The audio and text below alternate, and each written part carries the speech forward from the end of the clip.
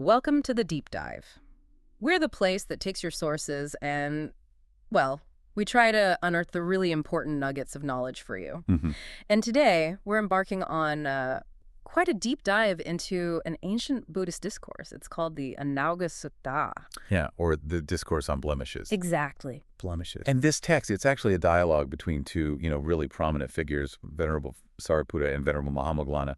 It gives us this profound look into our inner world. Our inner world. Yeah, it explores like the nature of personal flaws, how we see them or maybe don't see them, Right. and the surprising ways they actually influence our lives and, how other people perceive us. Okay, so our mission for you today is really to unpack these insights. We want to reveal what these blemishes truly are and how understanding them might actually offer a kind of shortcut to a clearer mind and maybe more authentic interactions. Yeah, definitely. And we'll explore these 4 distinct types of individuals the Sariputta outlines. Ah, yes, the 4 types. And really get into why self-awareness is just so key, even when you think, hey, I'm doing okay. Right, even if you think you're spotless. So let's jump into that. Sariputta's classification. He starts by saying there are these 4 types of individuals in the world. That's right. And the distinction he makes, it really hinges on 2 things. Okay. First, does the person actually have an aṅgaṇa, a blemish? And second, are they aware of it? Simple as that, but profound. So presence of the blemish and awareness of it. And that gives us... That gives us the 4 types. Number 1, the person with a blemish who doesn't know they have one. Okay. And Sariputta says they're considered inferior among those with blemishes. Correct. Inferior among the blemished. Then number 2, the person with a blemish who knows they have one. And they're considered superior among those with blemishes. Makes sense so far. Right. Now, number 3 gets interesting. The person without a blemish who doesn't know they don't have one. Yeah. This one always catches my attention. They're without a flaw, but unaware of it. And they're considered inferior among the unblemished. Exactly. Inferior among those without blemishes. It's quite something. Wow. Okay, and the last one? Number 4. The person without a blemish who knows they don't have one, and they are, as you'd expect, considered superior among those without blemishes. It's fascinating because the big takeaway here seems to be that it's the awareness or the lack of it that really elevates or, degrades your status, your inner state, regardless of whether the flaw is actually there or not. Precisely. Which really begs the question, why? Why is awareness so incredibly crucial here, especially for that person who's doing well but doesn't realize it? And Mahamoggallana picks up on that exact point immediately. He asks Sariputta, why? Why these distinctions? And Sariputta answers with analogies, right? It's something about a bronze bowl. Yes, brilliant analogies. They really illustrate the consequences, the mindset of each type. Okay, let's walk through them. What about the first one, the person with the blemish who's totally unaware? Right. So Sariputta says, imagine a bronze bowl. You got it from a market, maybe a blacksmith. It's covered in dust, dirt, just neglected. Okay. Now, if the owners never use it, never clean it, and they just leave it sitting out on some dusty path, what happens? It gets even dirtier, right? More defiled. Exactly. And that's like this individual. Because they lack awareness, they won't develop the desire or the effort or the energy to actually abandon their blemish. So no motivation to clean the inner bowl, basically. None. And the consequence. They die with a mind stained by greed, hatred, and delusion. Pretty stark. Wow. Okay, but then type 2, the person with the blemish who knows about it. How does the analogy change? It's the same dirty bronze bowl, covered in dust and dirt. But What? the owners do use it, they do clean it, and they make sure to keep it out of that dusty path. So they take care of it despite the initial dirt? Right. And what happens to the bowl? It becomes pure and bright. Okay, I see the parallel. So this individual, because they know about their blemish, they will generate the desire, the effort, the energy to abandon it. And the outcome? They die with a mind free from greed, hatred, and delusion. It really just, hammers home the power of acknowledging our faults. It really does. Self-awareness as the engine for change. Absolutely. Now, for the part that often feels a bit, counterintuitive. You mean the people without blemishes? Exactly. Let's take type 3. The person without a blemish who doesn't know it. Okay, the clean bowl scenario. Right. Imagine a clean bronze bowl, pristine, but its owners don't use it. They don't clean it. And maybe they leave it out on that dusty path anyway. So a perfectly good bowl just neglected. What happens then? It will become defiled It'll get covered in dust and dirt eventually, Even though it started clean. even though it started clean. And for the individual, this lack of awareness, this complacency, might lead them to pay attention to what the text calls beautiful signs, sobanamatana. Beautiful signs, like attractive things, distractions. Pretty much. External things that catch the eye, things that seem pleasant or desirable, and focusing on those Uh-oh. can lead to desire creeping in, defiling their mind. So even though they started pure, they could end up dying with a blemished mind. That's a huge warning, isn't it? Purity isn't passive. You can't just coast. You absolutely can't. Which brings us to type 4. The person without a blemish who knows they don't have one. The aware, clean bull owner. That's the one. This is the clean bronze bowl whose owners do use it, do clean it, and they carefully keep it away from the dusty past. So active maintenance. Active maintenance. Yeah. And the bowl, it becomes even purer, even brighter. Brighter than just clean. Yeah, like it's polished, really gleaming. So this individual, being aware, will not pay undue attention to those beautiful signs. They won't get sidetracked by the shiny objects. Right. They prevent desire from defiling their mind, and consequently they die with an unstained mind, maintained and enhanced purity. Wow. Okay, so it really drives home that purity isn't some static achievement. It requires constant vigilance. Constant vigilance, correct engagement with the world. It's an active process. Which I guess leads us back to the core question. What exactly is this aṅgaṇa, this blemish that Sariputta keeps referring to? We need a definition. And Sariputta provides one. He clarifies that aṅgaṇa is basically a term for evil, unwholesome wishes or desires. Evil, unwholesome wishes or desires. Okay. But he doesn't stop there. He gives this whole list of examples, and they're surprisingly relatable. They really get down to the nitty-gritty. Oh, this is where it gets really interesting, I remember. What kind of example? Well, he systematically lists these scenarios, and most of them seem to center around, like, expectations and ego. Ego. Not surprising in spiritual texts. Right. The underlying theme is pretty clear, for instance. Yeah. Wanting to commit some transgression secretly, hoping nobody finds out. Okay. But then getting angry and upset if you were discovered publicly. That anger, that displeasure, that's the blemish. Ah, the reaction to being exposed. Got it. What else? Or, say, wanting to be admonished or corrected, but only in private. But getting angry if someone dares to admonish you publicly in front of others. Again, the anger is the blemish. The sensitivity to public image. Yeah. Makes sense. Then there's wanting to be admonished, maybe, but only by someone you see as an equal or superior. Right. And getting angry if someone you deem, quote-unquote, inferior tries to correct you. That feeling of, who are you to tell me? Blemish. Okay. Yeah, I can see how these relate to ego. What else is on the list? It sounds extensive. It is. There's wanting the teacher, like the Buddha, to consult only you when teaching the Dharma. Wanting to be the special advisor. Exactly. And getting angry if others are consulted too. Yeah. Or wanting fellow practitioners to follow you specifically when going for alms. Like wanting your own little entourage. Sort of. Or wanting them to give you the best seat, the first water, the choicest food at mealtime. Ah, the desire for preferential treatment. Yes. And getting angry if they don't or if someone else gets that preference. Blemish. It's really hitting these subtle status names, isn't it? Absolutely. It goes on. Desiring to be the only one who gets to speak the Dharma, the teachings, to monks, nuns, lay followers. Wanting to be the sole authority, the only voice. Yeah.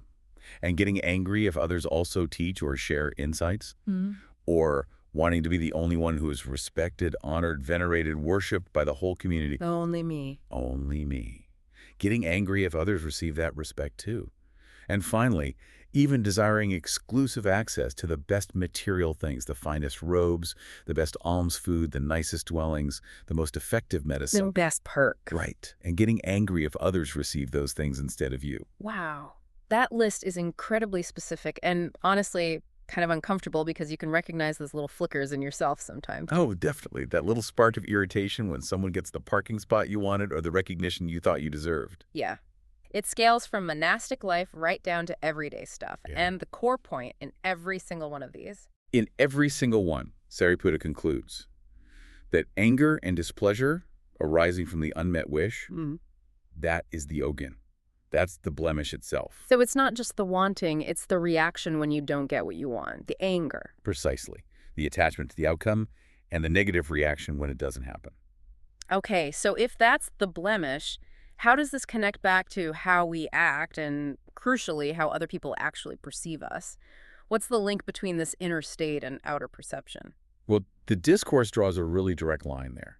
It connects these inner blemishes, these hidden desires and angers, straight to outward perception and the respect you get or don't get from others. How so? Sariputta explains it clearly. If someone's unwholesome wishes, these blemishes we just talked about, if they're evident, if people can sense them, Yeah. then even if that person lives a life that looks really ascetic on the outside, maybe they're a forest dweller, they only eat alms food, they wear raggedy robes. So outwardly very pious looking. Exactly.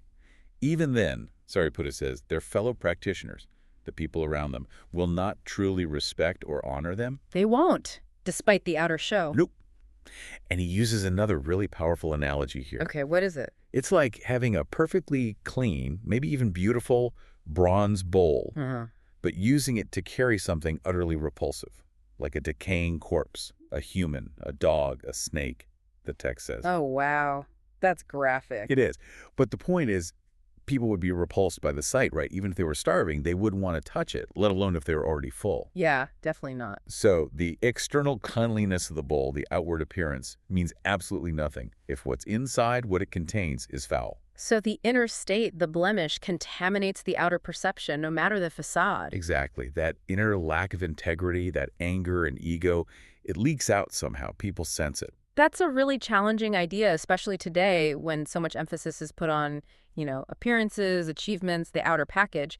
How does the discourse suggest we reconcile that or apply it? Well, it offers the flip side, too.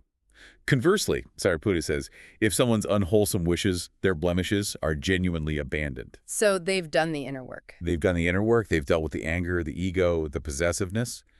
Then even if they live a less outwardly strict life. Okay. Like what? Maybe they live in a village instead of the forest.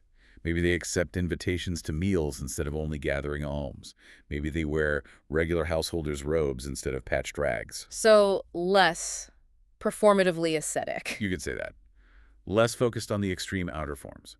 Sariputta says fellow practitioners will respect and honor this person. Ah, so the respect comes despite the less strict lifestyle. Yes, because the inner state is pure. And the analogy here... Let me guess. The clean bowl again? The clean bowl again. But this time, it's used to carry something delicious, like well-prepared rice with lots of tasty sauces and curries. Okay, much more appealing. Right. People would be delighted by it. Even if they weren't hungry, they'd appreciate it, much less if they were hungry. So the inner content makes the container desirable. Exactly. The external circumstances where they live, what robes they wear, become secondary to the genuine inner purity, the freedom from those blemishes. This is a really powerful reminder, isn't it? That true respect, the kind that matters, isn't really earned by how pious or aesthetic we look. No, it's earned by the actual, often unseen work of abandoning those inner flaws, particularly the ones rooted in ego, wanting special treatment, wanting control, and getting angry when we don't get it. The abandonment of anger and displeasure seems key. It's central. Okay, so Sariputta lays all this out. Yeah. The types, the analogies, the connection between inner state and outer respect. How does Mahamoggallana react to this teaching? Mahamoggallana is clearly impressed. He responds with his own beautiful analogy, basically praising Sariputta's skill as a teacher. He compares him to a master craftsman. A craftsman? What kind? A wheelwright, specifically. He recounts this scene he observed. There's a young apprentice, Samiti, the wheelwright's son, and he's skillfully shaping a chariot wheel rim. He's meticulously taking out all the bends, the crookedness, the faults in the wood, smoothing it out. Right, making it perfectly round and true. Exactly. And while he's doing this, an old, experienced wheelwright named Panchaputta is watching him. The master observing the apprentice. Yes. And Panchaputta is mentally identifying the very same flaws that Samiti is physically removing. He knows exactly where the wood is warped or bent just by looking. He sees the imperfections. He sees them. And he exclaims, kind of in awe of Samiti's skill aligning with his own knowledge. He cuts it, I think, knowing heart from heart. Knowing heart from heart, like an intuitive understanding. Yes, a deep shared understanding of where the problems lie and how to fix them. So how does Mahamoggallana apply that analogy to Sariputta's teaching about blemishes? He says that just like Panchaputta mentally saw the flaws Samiti was fixing, Sariputta's discourse, this teaching on blemishes, is able to cut heart from heart into different kinds of people. It diagnoses and treats the inner flaws with incredible precision. So the teaching itself is like the skilled craftsman's tool. Exactly. And it works differently depending on the person hearing it. For those who are, let's say, insincere renunciants. Okay, the ones maybe putting on a show. Yeah, maybe faithless, deceitful, arrogant. Maybe they talk a lot but aren't disciplined. Maybe lazy, dull-witted, easily distracted. Those kinds of issues. Right. For them, Sariputta's teaching cuts directly to their core faults. It exposes those blemishes, helps them hopefully recognize them, and start addressing them. It's like the chisel finding the crook in the wood. So it's corrective, maybe even a bit painful, but necessary. Could be. But then, for those who are sincere renunciants. The ones genuinely trying. Yes, the ones who are faith-filled, sincere, self-controlled, diligent, mindful, concentrated, wise. Okay. How do they receive the teaching? They receive it with joy. Mahamoggallana uses this lovely image, like a young person, maybe dressed up and adorned, delightedly placing a beautiful garland of lotus flowers or jasmine on their head. So they welcome it as something beautiful and enhancing. Exactly. They drink and devour the teaching, he says. They recognize immediately that this discourse helps them remove any remaining subtle, unwholesome states and establish even stronger, wholesome ones within themselves.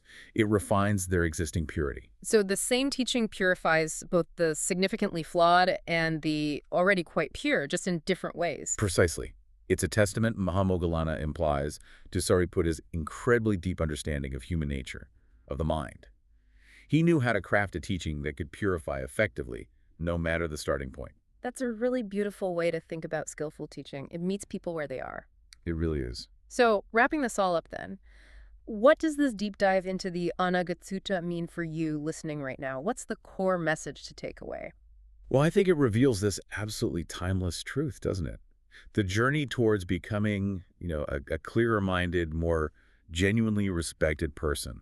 It isn't just about what you do on the outside. Right. It's fundamentally about what's happening within, the inner landscape. Exactly. And it just hammers home the critical, maybe even revolutionary importance of self-awareness. Knowing your stuff, knowing your inner blemishes. Yes. Knowing those subtle desires for recognition, for status, for special treatment, for things to go your way. And, crucially, recognizing the anger or the displeasure, that inner friction that arises when those expectations aren't met. That seems to be the absolute first step, isn't it? Just seeing it. It's the doorway. Yeah. It's the difference Sariputta points out between the dirty bowl left in the dust and the one that gets cleaned. It's the start of the path to clarity. And maybe the most, potent insight for many of us is that warning about complacency. Even if you feel like, hey, I don't have major blemishes, I'm doing pretty well. Right. The clean bowl owner who isn't paying attention. Exactly. That lack of awareness can itself be a kind of blemish, or at least allow new stains to appear, right? Those beautiful signs can creep in. Yeah, absolutely. So it implies this need for constant, deliberate effort. Not in a stressed way, perhaps, but a mindful way, to keep refining the inner self. And that's what truly leads to that lasting purity and the genuine respect from others that the sutta talks about. Regardless of the outward circumstances, the job, the house, the clothes, whatever, it's the inner quality that shines through. So maybe a final thought, or really a question for you to ponder from all this. Thinking about your own daily life, how often does that anger and displeasure pop up? Maybe subtly. When those little desires for control or recognition or just simple preference aren't met. Yeah, where does that friction arise for you? And maybe tied to that, what beautiful signs, what external things, achievements, distractions might you be paying a little too much attention to? Things that could, maybe inadvertently, be creating new blemishes, new sources of attachment and potential disappointment in your own mind. That's a great place to leave it. Food for thought, definitely.